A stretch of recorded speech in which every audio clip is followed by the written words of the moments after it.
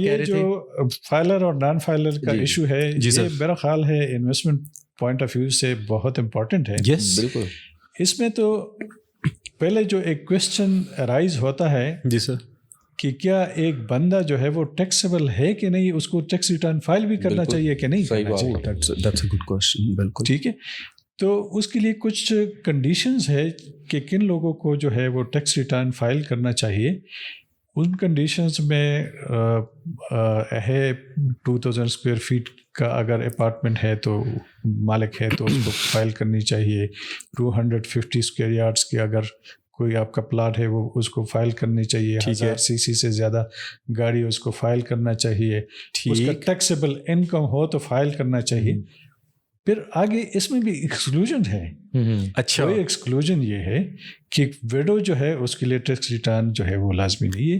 اچھا, اس طرح dependent of شہید جن کے ایج 25 ایئر سے کم ہے, اچھا, اس کے لیے بھی لازم نہیں ہے. صحیح, ٹھیک ہے.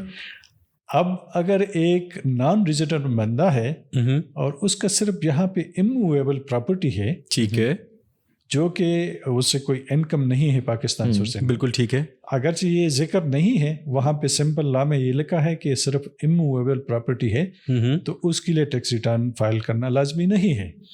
اوکے, ٹھیک ہے, ریئلی, ہاں جی.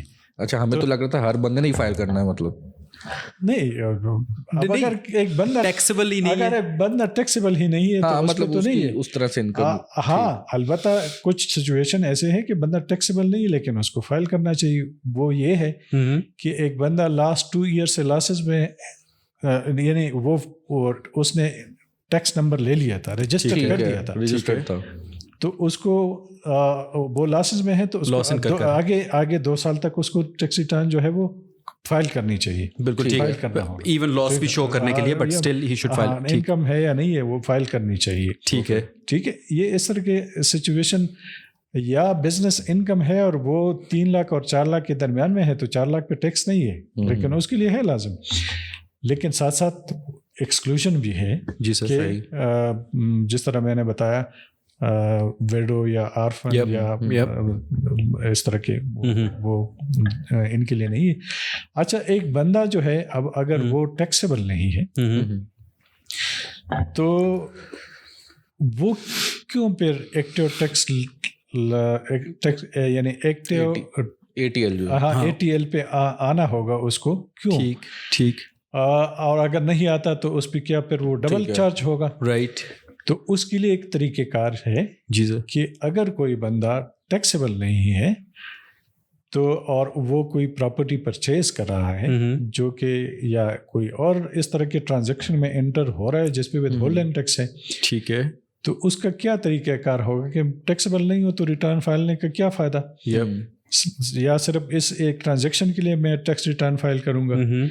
تو اس کا طریقہ کار جو ہے وہ یہ ہے کہ وہ کمشنر کو ایک اپلیکیشن دے دے گا, ٹھیک ہے, کہ میری یہ سچویشن ہے, میں یعنی میرے اوپر ٹیکس ریٹرن فائل کرنا لازم نہیں ہے. بالکل ٹھیک. تو آپ مجھے سرٹیفکیٹ ایشو کرے تاکہ میں جو ہے مجھ سے جو ٹیکس ہے وہ نارمل ڈیڈکشن ہو, ڈبل ڈیڈکشن نہ ہو. گڈ, بالکل ٹھیک, بالکل ٹھیک. اب کمشنر اس کو چیک کر لے گا, اگر واقعی وہ ٹیکسیبل نہیں ہے تو وہ سرٹیفکیٹ دے دے گا, اور اگر وہ سمجھتا ہے کہ نہیں اس پہ ریٹرن فائل کرنا لازم ہے تو وہ ان کو لکھ کر وہ آرڈر پاس کر لے گا کہ نہیں آپ ریٹرن فائل کریں. ٹھیک ہے. اور جس طرح ہمارے طریقہ کار ہوتا ہے کہ سسٹم میں اتنی تیزی نہیں ہے کہ آپ کو فوری طور پر جواب ملے. ہاں بالکل, یہ ایک بہت بڑا ایشو ہے.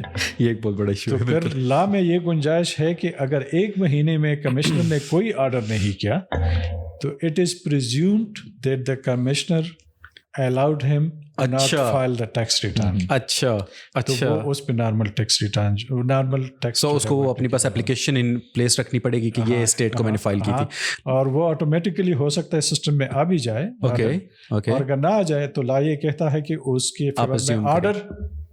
فیور میں آرڈر ہو گیا. لیکن سر میں ایک چیز پہ تھوڑا سا کنفیوز ہوں کہ یہ جو آپ نے مجھے ابھی بات بتائی ہے, آپ نے کہا کہ اگر اوورسیز والا جو بندہ ہے وہ یہاں پہ آپ نے بتایا کہ ٹیکسیبل ایز سچ نہیں ہے if he doesn't earn any thing from Pakistan. مطلب پاکستان میں اس کا کوئی بزنس نہیں ہے, کسی طریقے سے وہ پاکستان سے کچھ ارن نہیں کر رہا, ٹوٹلی اس کا سب کچھ ابراڈ ہے, تو پھر اس کے اوپر کوئی وہ ٹیکسیبل نہیں ہے. Is that correct? اچھا.